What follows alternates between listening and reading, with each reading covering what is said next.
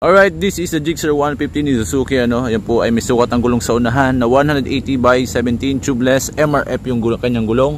Naka-telescopic power suspension, LED ang ating headlight. Na-aggressive po yung kanyang headlight na may digital meter panel na makikita po natin yung mga information like odometer, speedometer, RPM indicator, fuel indicator, time.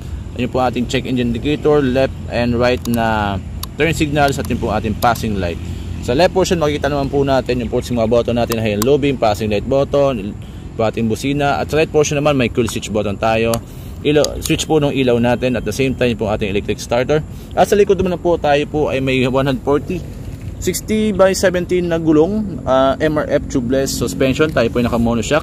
At ang ating pong tangke, tayo po ay may 12 liters na capacity. At ang kanyang pong taillight, of course LED yan. Turn signals, naka bulb type pa din tayo.